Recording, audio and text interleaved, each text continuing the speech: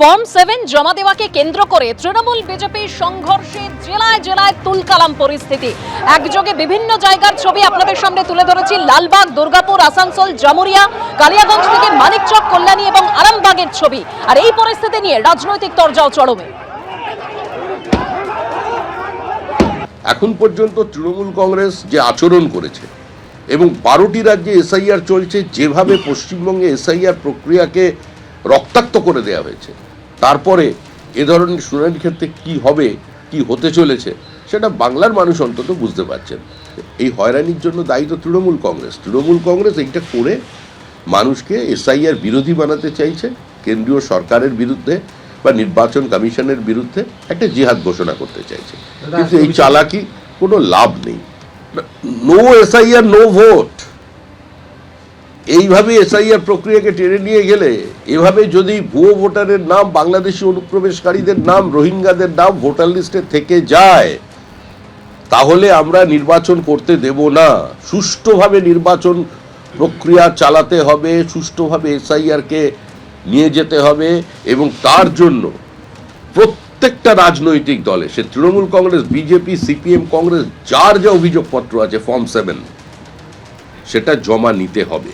না, এখানে কি তৃণমূলরা, আপনি কি পতাকা দেখেছেন তৃণমূলের? আমি জানি না, সাধারণ মানুষও যেতে পারেন, কারণ তারাও তো অস্বস্তিতে এবং অসুবিধার মধ্যে পড়ছে। আর আমি আবারও বলছি যে এই বাল্ক দেওয়া যায় না।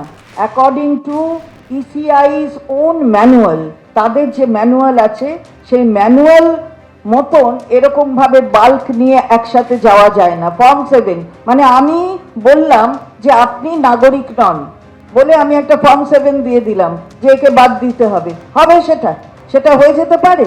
সেই জন্য বাল্ক নিয়ে যাওয়া যায় না, এটাই হচ্ছে নিয়ম ইসিআই এর ম্যানুয়াল অনুযায়ী। সাধারণ মানুষকে এতভাবে তাদের বিরক্ত করছে, বিধ্বস্ত করছে, সাধারণ মানুষও তো খেপে যাচ্ছেন এর জন্য। সেই জন্য হয়তো কোথাও এই বাল্ক নিয়ে যাওয়ার বিরুদ্ধে তারা রুখে দাঁড়িয়েছেন। অন্যায়ের বিরুদ্ধে রুখে দাঁড়াতে জানে বাংলা, এটা বলেছেন আমাদের আগেও আমার মাননীয় মন্ত্রী ব্রাত্য বসু, যে এটা।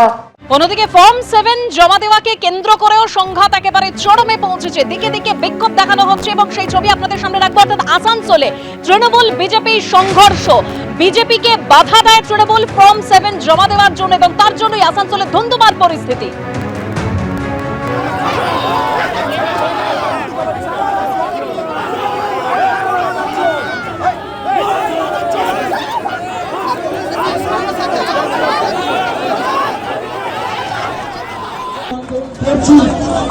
আগামী দিন পশ্চিমবঙ্গের ভবিষ্যতে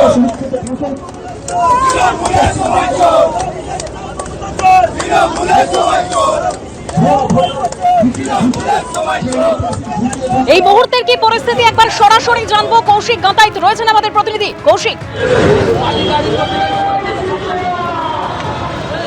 দেখো, এখন যে সকাল 10:30 থেকে যে উত্তেজনা সৃষ্টি হয়েছিল তা কিন্তু প্রশমিত হবার নামই নিচ্ছে না। আসানসোলে দফায় দফায় প্রথমে বিজেপি এবং তৃণমূলের মধ্যে সংঘর্ষ হয়েছে, তারপর যে সেই সংঘর্ষ থামাতে গিয়ে পুলিশের সাথে ধস্তাধস্তিতে জড়িয়ে পড়ে বিজেপি এবং তারপরই তারা চলে আসে আসানসোলের দক্ষিণের পুলিশ পোস্টে।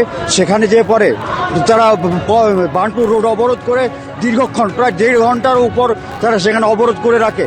কিন্তু তাদের একটা দাবি যে তাদের পুলিশ এখানে তাদের দুজনকে আটক করে রেখেছে, দুজন বিএলএ, একজন উত্তর বিধানসভা, আর একজন দক্ষিণ বিধানসভা। এই দুজনকে না ছাড়লে তারা কিন্তু আন্দোলন চালিয়ে যাবে। এবং প্রদীপকে বলবো দেখাতে, একদিকে যেমন পুলিশ দাঁড়িয়ে রয়েছে, অন্যদিকে ঠিক তেমনি আবার বিজেপির যে আসানসোল দক্ষিণের বিধায়ক অগ্নিমিত্রা পাল, আসানসোল সাংগঠনিক জেলা সভাপতি দেবতনু ভট্টাচার্য সহ বহু বিশিষ্ট বিজেপি কর্মী সমর্থক, তারা কিন্তু রাস্তা অবরোধ করে রেখেছেন। এই মুহূর্তে রীতিমতো রণক্ষেত্রের চেহারা নিচ্ছে আসানসোলের পুলিশ লাইনের ভগৎ সিং মোড়।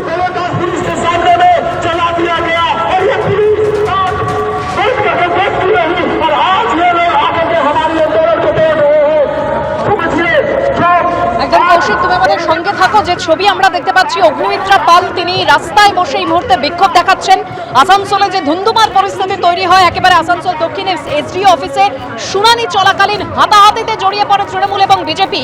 ফর্ম 7 জমা দিতে বিজেপিকে তৃণমূল বাধা দেয় বলে অভিযোগ এবং সে কারণেই ধুন্ধুমার পরিস্থিতি আসানসোলে। এই মুহূর্তে রাস্তায় বসে বিক্ষোভ দেখাচ্ছেন অগ্নিমিত্রা পাল, ছবি দেখতে পাচ্ছেন, তার সঙ্গে বিজেপি কর্মী সমর্থকরাও রয়েছেন।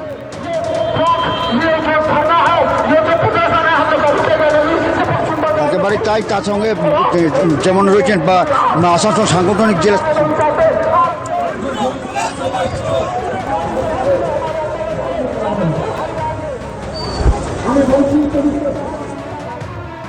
দিনে ধুন্ধুমার পরিস্থিতি তৈরি হয় এবং রাতে এই মুহূর্তে অবরোধ করছে বিজেপি। অগ্নিমিত্রা পাল রয়েছেন সেখানে, রাস্তায় বসে বিক্ষোভ দেখাচ্ছেন, অবরোধ করছেন তিনি।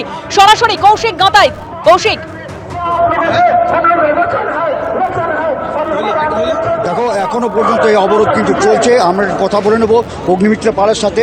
দিদি, আপনারা প্রথমে আসানসোল সাউথ পিপির সামনে অবরোধ করলেন, সেই অবরোধ খুলে নিয়ে একেবারে জিটি রোডটাকে অবরোধ করলেন। আমরা ভদ্রভাবে অবরোধ করছিলাম থানার সামনে। আমাদের দুজন কর্মী, একজন BLA 1, একজন BLA 2, একজন পুরুষ 60 বছরের ওপরে বয়স তার, আর একজন মহিলা, যাদেরকে মারা হয়েছে, আমাদের ফর্মগুলো জ্বালিয়ে দেওয়া হয়েছে, তাদেরকেই ডিটেন করে রাখা হয়েছে। যারা মারলো TMCর ক্যাডার, তাদেরকে ধরলো না, আর যারা মার খেলো তাদেরকে ধরে রেখেছে। আমরা আন্দোলন করছিলাম, আমরা বললাম ওদের দুজনকে ছেড়ে দিন, ওরা বললো ছাড়বে না। তাহলে আমরা ওর তো কিছু উপায় নেই, আমরা তাই এখন জিটি রোডে এসে বসেছি। আমাদের দুজন কর্মীকে ছেড়ে দিন, আমরা উঠে যাব। আর যদি না ছাড়বেন তাহলে আমাদের সবাইকে অ্যারেস্ট করুন। আমার জেলা সভাপতি রয়েছেন, আমার রাজ্য কমিটির মেম্বার রয়েছে, সমস্ত কার্যকর্তা রয়েছে, কিন্তু আমরা জমি ছাড়বো না। অনেক অন্যায় সহ্য করেছি, অনেক অন্যায়। পুলিশকে লেলিয়ে দিচ্ছে না, ইলেকশন কমিশনের নিয়ম জানে না। আজকে ফর্ম 7 জমা দেওয়ার অ্যালাউড করেছে, আজকে ডেট দেওয়া হয়েছে, ইয়ারোকে নিতে হবে আজকে লাস্ট ডেট। পুলিশ জানে না? পুলিশ আজকে আমাদের TMCর ক্যাডারের মতো কাজ করছে। তাই আমরাও এখানে বসে রয়েছি, আমরা জমি ছাড়বো না। আমাদের দুজন কার্যকর্তাকে ছাড়ুন, আমরা এক্ষুনি উঠে যাব।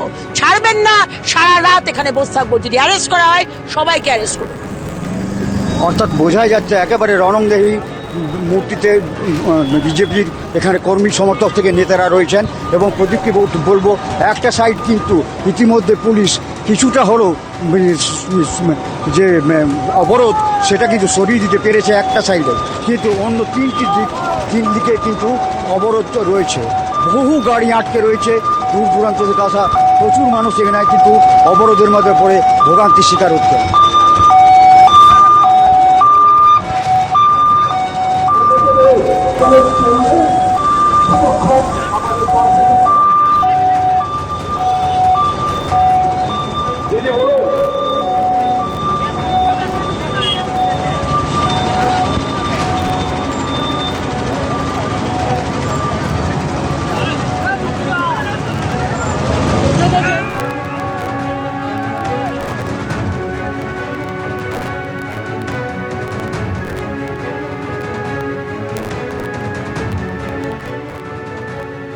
আসানসোলের ছবি দেখতে পাচ্ছিলেন অগ্নিমিত্রা পাল, তিনি রাস্তায় বসে এই মুহূর্তে বিক্ষোভ অবরোধ করছেন। অর্থাৎ সেই একদিকে যেরকম এই বিক্ষোভ চলছে, অন্যদিকে এবিপি আনন্দ এগিয়ে থাকে, এগিয়ে রাখে।